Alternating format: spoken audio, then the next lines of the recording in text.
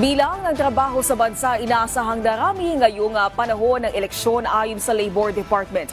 Administrasyon ni Pangulong Ferdinand R. Marcos Jr. nananatiling nakafocus sa pangmatagalang trabaho para sa mga Pilipino. Si Alvin Baltazar ng Radyo Pilipinas sa Balitang Pambansa.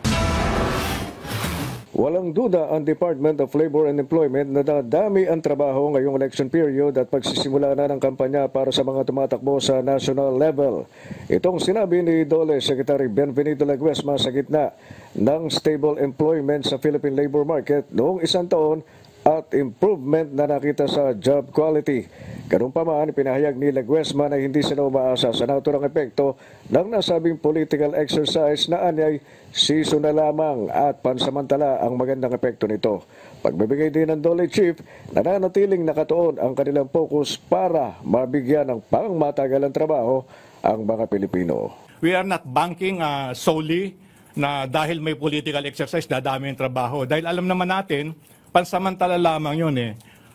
Ang gusto pong makita ng pangkasalukuyang administrasyon, pangmatagalan na trabaho. Kung pag-uusapan naman ay unemployment rate, sinabi ng National Economic Development Authority na napanatili nitong nasa 3.1% noong isang taon na katulad ding naitala noong 2023. Ayon kay NEDA Undersecretary Rosemary De Leon, pinakamababang unemployment rate ito mula noong 2025. Pati ang tinatawag na underemployment rate ay bumaba din sa 10.9% noong 2024 mula 11.9% noong namang 2023. Isa niya itong indikasyon, sabi ni De Leon, na tumataas din ang kalidad ng mga trabaho sa bansa, gayong nababawasan ang bilang ng mga tao na may trabaho pero naghahanap pa ng ibang pagkakakitaan o dagdag na oras ng trabaho. The country's unemployment rate remained at 3.1% in December 2024, which is actually the same rate that it was in December of 2023. And this is actually the lowest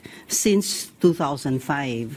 So ibig sabihin, if we have 1,000 individuals in the labor force, meron tayong nakikita na 31 lamang sa kanila ang walang trabaho. Ang ganitong achievement ay refleksyon, sabi ng NEDA, ng progreso ng mga estratehiyang binalangkas sa Philippine Development Plan 2023 to 2028. Pagpapakita rin niya ito ng patuloy na pagunlad sa ekonomiya tungo sa paglikha ng mas marami at mas maayos na oportunidad sa trabaho para sa mga Pilipino. Para sa Balitang Pambansa, Alvin Baltazar ng Radyo Pilipinas.